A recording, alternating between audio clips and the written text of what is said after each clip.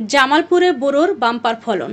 আবহাওয়া অনুকূলে থাকায় চলতি মৌসুমে জামালপুর জেলায় বোরো ধানের বাম্পার ফলন হয়েছে।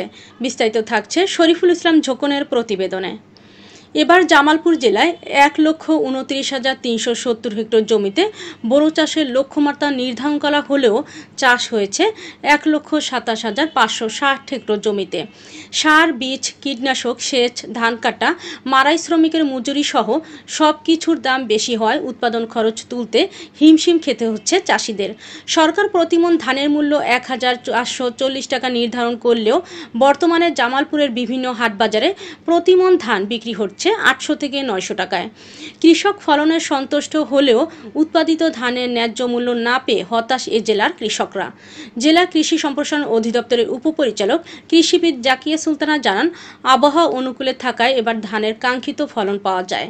কৃষিবিদ জাকিয়া সুলতানা, উপপরিচালক, জামালপুর কৃষি সম্প্রসারণ অধিদপ্তর। আমাদের যদি কৃষি অফিস থেকে একটা লোক এসে যদি মনে করি পরামর্শ দেয়, সামনে এসে হয়তো পদক্ষেপ দেয় যে না ফসল এভাবে করলে ভালো হবে, এভাবে করো, যদি এসে সামনে একটু বলে তাহলে তো কৃষক একটু লাভবান হতে পারে, ওরা ভালো একটা ফসল করতে পারে। আজকে কামলা 750 টাকা এই বাজারে আমরা তো পুষো না পুষলে এই পানির মধ্যে ধান কাটে নেবো।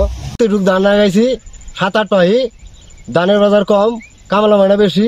কামলা মাইনা হলো 800-900, ধানের হলো 800-900। আমার তো বুঝতে আছে না, সার বিষের দাম বেশি। 750-800 টাকা মাইনা পানির মধ্যে কাম করায়, এই কাম করে পোলাবান আছে, এই কাম করে তাও পুষে না, তো তাও ওই কষ্ট করে করো না। যুগ আছে, কত জায়গা যায় পানি ধরে পানি কামড়া, এর মধ্যে তাকে করো নাকি কষ্ট, তাও পোলাবানের জন্য করো নাকি, এই কষ্টের জন্য কাম করতেছি। জামালপুর জেলায় বোরো আবাদের লক্ষ্যমাত্রা ছিল ১,২৯,৩৭০ হেক্টর জমি। অর্জিত হয়েছে ১,২৭,৫৬০ হেক্টর। এবছর আবহাওয়া অনুকূল থাকায় রোগ এবং পোকামাকড়ের আক্রমণ অনেক কম। আশা করছি এবছর আমরা কাঙ্ক্ষিত ফলন পাবো বলে আমার বিশ্বাস।